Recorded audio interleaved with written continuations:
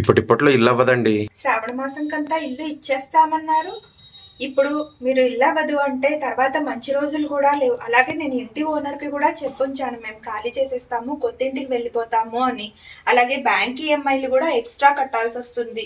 Rent మొత్తము pay చేశాము. ఇప్పుడు మంచి రోజులు కూడా లేవు. మళ్ళీ కార్తీక మాసం వరకు ఆగాల్సిందే. అంటే ఈ 4 నెలలు రెంట్, ఈఎంఐ ఇవన్నీ కూడాను మాకే ఎక్స్ట్రా అవుతాయి కదండి.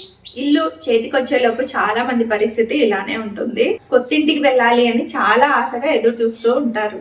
కానీ రకరకాల కారణాల వల్ల టైం డిలే అవ్వడం అనేది చాలా డిసప్పాయింట్ చేస్తుంది. అలా టైం డిలే జరగడానికి కారణాలు ఏంటి, ఎలాంటి సమస్యలు లేకుండా ఇంటిని ఇన్ టైంలో ఎలా పూర్తి చేసుకోవాలి అనే విషయాలన్నీ స్పష్టంగా ఈ వీడియోలో చూద్దాం. ఇంపార్టెంట్ పాయింట్స్ ఉన్నాయి. సో వీడియోని చివరి వరకు స్కిప్ చేయకుండా చూడండి. కొత్తగా ఎవరైనా మన ఛానల్ ని చూస్తున్నట్లయితే సబ్స్క్రైబ్ చేసుకోండి. ఇంకా మీరు ఇంటి కన్స్ట్రక్షన్స్ కి సంబంధించిన చాలా వీడియోస్ మన ఛానల్లో ఉన్నాయి, ఒకసారి చూడండి. హలో అండి, అందరికీ నమస్తే. Welcome to Jayanthi's world. ఇల్లు స్టార్ట్ చేసుకున్నప్పటి నుంచి ఇల్లు చేతికి వచ్చేంత వరకు ఎలాంటి కారణాలతో ఇల్లు లేట్ అవుతూ ఉంటుంది అనేది వరుసగా నేను చెప్పుకుంటూ వస్తాను. సో ఆ స్టేజ్లలో మీరు ఆ కరెక్షన్స్ చేసుకుంటూ వెళ్తే ఇల్లు డిలే అవ్వకుండా ఉంటుంది.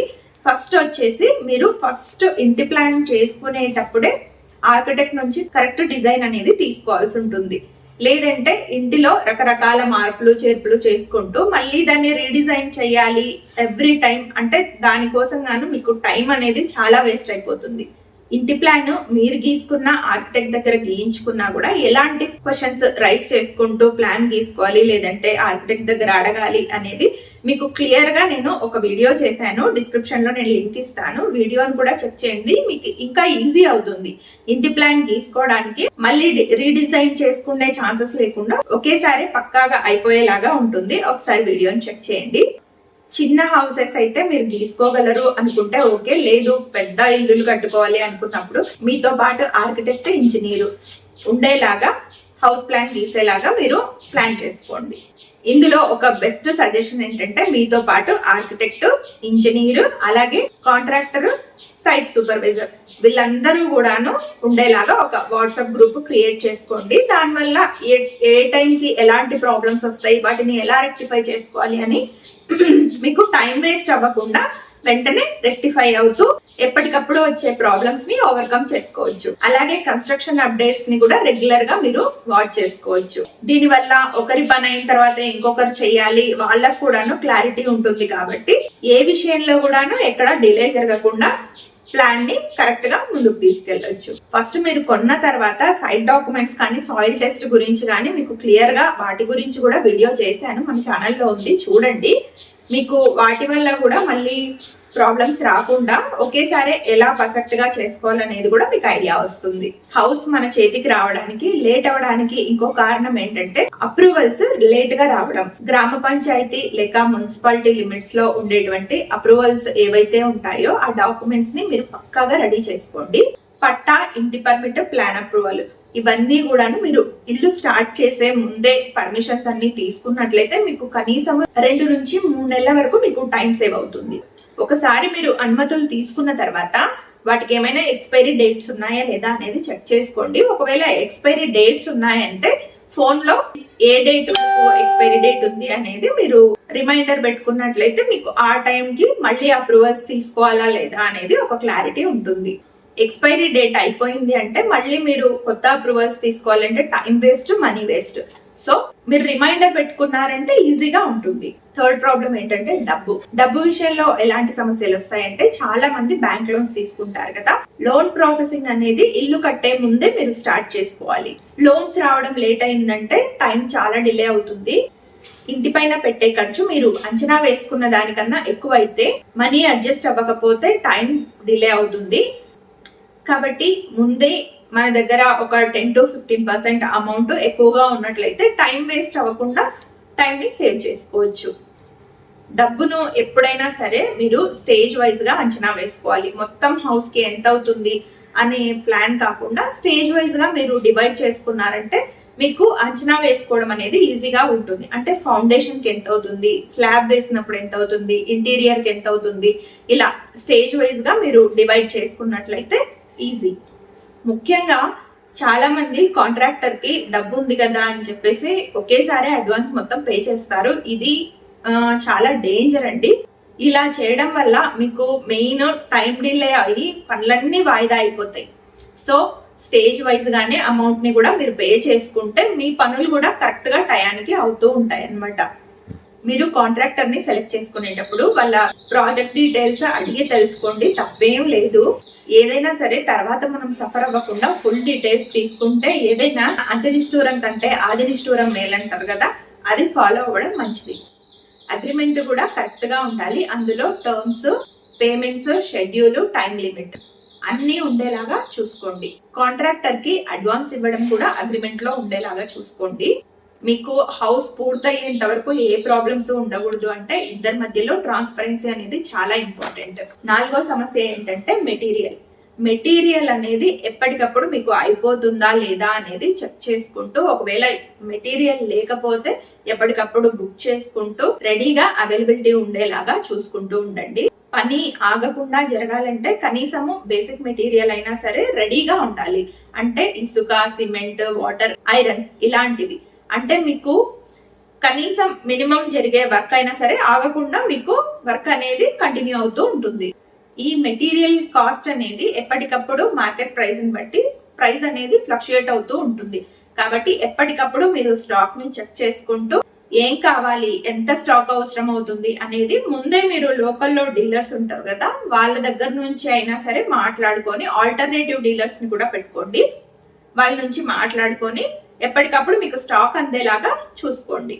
మెటీరియల్ సప్లై చేసే డీలర్సే కాదు, మెటీరియల్ లో కూడా ఆల్టర్నేటివ్స్ వెతుక్కోవాలి. అంటే మనకు సపోజ్ ఈ బ్రాండ్ సిమెంట్ అనుకున్నాం, ఆ బ్రాండ్ సిమెంట్ దొరకలేదు అంటే ఇంకో బ్రాండ్, బెస్ట్ బ్రాండ్ ఏది ఉంది అనేది నెక్స్ట్ బ్రాండ్ కూడా మనకు రెడీగా ఉండాలి. అలాగే ఐరన్ లో కూడా మనం ఒక బ్రాండ్ అనుకుంటే ఆ బ్రాండ్ దొరకకపోతే నెక్స్ట్ ఇంకొకటి ఏది అనేది ఆల్టర్నేటివ్ ఉండాలి. అలాగే ఇటుకలు కూడా మనకు మట్టి ఇటుకలు దొరకలేదంటే ఫ్లై యాష్ ఇటుకలు అని ఉంటాయి కదా, వాటిని ఎక్కడ వాడాలి అనేది కూడా ఏంటి అనేది ప్రతిదానికి ఆల్టర్నేటివ్ కూడా మీ దగ్గర రెడీగా ఉండాలి. అప్పుడే మీకు టైం డిలే జరగకుండా ఈజీగా పని ప్రోగ్రెస్ అవుతూ ఉంటుంది. 5th ప్రాబ్లం ఏంటంటే వర్కర్స్ తక్కువగా ఉన్నా, లేదంటే కాంట్రాక్టర్ దగ్గర వర్కర్స్ రాకుండా ఆగిపోయినా ఇందులో ఎక్కువ లాస్ జరిగేది మనకే. సో ఇది కూడా మీరు చెక్ చేసుకోండి.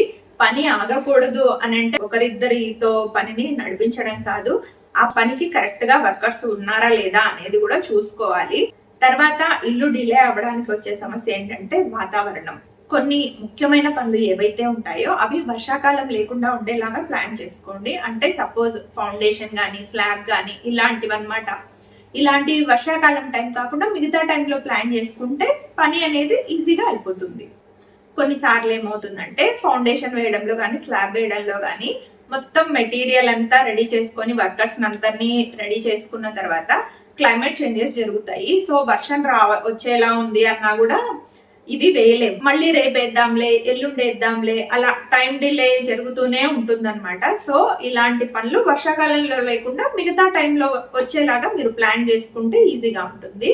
మనం కొన్న మెటీరియల్ ని కూడా స్టోర్ చేసుకునేలాగా ప్లాన్ చేసుకోండి. ఈ సపోజ్ ఐరన్, సిమెంట్ ఇలాంటివి అనుకోండి, మనకు స్టోరేజ్ స్పేస్ లేకపోయినా కూడా వర్షానికి తడిస్తే పాడైపోతాయి.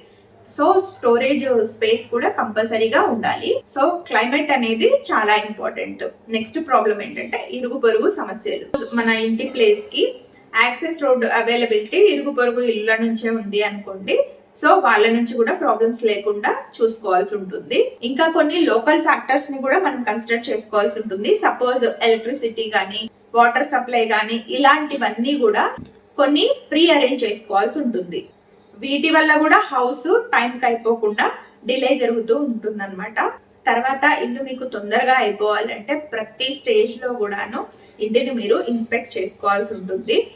కనీసము వారానికి 2-3 సార్లైనా సరే మీరు హౌస్ ఎంతవరకు జరుగుతుంది, ఏంటి, వర్క్ అవుతుందా లేదా అనేది కంపల్సరీగా మీరు వెళ్ళి చెక్ చేసుకోవాల్సి ఉంటుంది. ఫౌండేషన్ టైంలో కానీ, స్లాబ్ టైంలో కానీ, ప్లాస్టింగ్ టైంలో కానీ, ఏ టైంలో అయినా సరే ఎప్పటికప్పుడు వర్క్ కరెక్ట్ గా జరుగుతుందా లేదా, క్వాలిటీగా జరుగుతుందా లేదా అనేది చెక్ చేసుకోవాలి. ఈ పనులన్నీ మళ్ళీ చేయించుకోకుండా ఒకేసారి మీరు సూపర్వైజ్ చేసుకుంటూ క్వాలిటీగా చేయించుకున్నట్లయితే రిపీట్ గా చేసుకునే అవసరం లేకుండా టైం ని చాలా వరకు సేవ్ చేసుకోవచ్చు. నెక్స్ట్ కొన్ని ఇంపార్టెంట్ టిప్స్ ఏంటంటే నేను ఫేస్ చేసినవి కూడా మీకు చెప్తాను. సో దీనివల్ల మీకు హెల్ప్ అవుతుంది. సో ఇవి కొన్ని టిప్స్ అనుకోండి.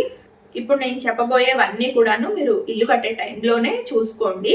అంటే సోలార్ ప్యానెల్ వైరింగ్ అయితే ఏమి, సీసీ కెమెరాస్ వైరింగ్ అయితే ఏమి, లేదంటే ఎలక్ట్రికల్ వెహికల్స్ ఉంటే వాటికి ఛార్జింగ్ పాయింట్స్ అయితే ఏంటి, రెయిన్ వాటర్ హార్వెస్టింగ్ చేసుకోవాలనుకుంటే రెయిన్ వాటర్ హార్వెస్టింగ్ కి ప్రొవిజన్, ఇలాంటివన్నీ కూడాను మీరు ఏ స్టేజ్ లో ఉన్నప్పుడు ఎప్పుడెప్పుడు ఈ పనులన్నీ చేయించుకోవాలో అవన్నీ కూడాను మీరు ఎప్పటికప్పుడు డిస్కస్ చేసుకుంటూ ఆ టైంలోనే చేయించుకోవాల్సి ఉంటుంది. ఆల్రెడీ మీకు ఒక వాట్సాప్ గ్రూప్ క్రియేట్ చేసుకోమన్నాను కదా, సో అందులో మీరు క్లియర్ గా వీటి గురించి మాట్లాడండి. ఎప్పటికప్పుడు ఏ స్టేజ్ లో ఏ వైరింగ్ అయితే కరెక్ట్ గా ఉంటుంది అనేది అందులో ప్లాన్ చేస్తారు. ఇట్లా మీరు ముందే ప్లాన్ చేసుకున్నారంటే ఎప్పటికప్పుడు మీకు ఈజీగా వర్క్స్ అనేవి అయిపోతాయి. లేదు అంటే తర్వాత ఎక్స్ట్రాగా తవ్వడము, లేదంటే డ్రిల్ చేయడం, ఇలాంటివన్నీ చేసి మనకు టైం వేస్ట్ అవుతుంది, అలాగే కాస్ట్ ఎక్కువ అవుతుంది, హౌస్ క్వాలిటీ కూడా మనకు దెబ్బతింటుంది. సో ఇవన్నీ కూడా మీరు ఎప్పటికప్పుడు డిస్కస్ చేసుకుంటూ ఎప్పటికప్పుడు మీరు ప్రాబ్లమ్స్ లేకుండా సాల్వ్ చేసుకుంటూ ఈజీగా పని చేసుకోవచ్చు. ఈ స్టెప్స్ అన్ని మీరు కంటిన్యూగా ఫాలో అయ్యారంటే ఈజీగా మీరు 11 months లో క్వాలిటీగా ఇంటిని కంప్లీట్ చేసుకోవచ్చు. అలాగే లేట్ అవ్వదు, ఖర్చు కూడా మీ లిమిట్ లోనే ఉంటుంది. ఇంకా చాలా మంది ఇల్లు కట్టింటారు కదా, సో ఇల్లు కట్టినప్పుడు టైం డిలే ఎక్కడ జరిగింది అనేది కూడా కామెంట్స్ లో చెప్పండి. దానివల్ల కొత్తగా ఇల్లు కట్టుకునే వాళ్ళకి కూడాను హెల్ప్ అవుతుంది. వీడియో నచ్చితే లైక్ చేసి సబ్స్క్రైబ్ చేసుకోండి. ఎవరైనా ఇల్లు కట్టుకునే ఐడియా ఉంది అనే వాళ్ళకు ఈ వీడియోని షేర్ చేయండి, వాళ్ళకు కూడా హెల్ప్ అవుతుంది. Thanks for watching.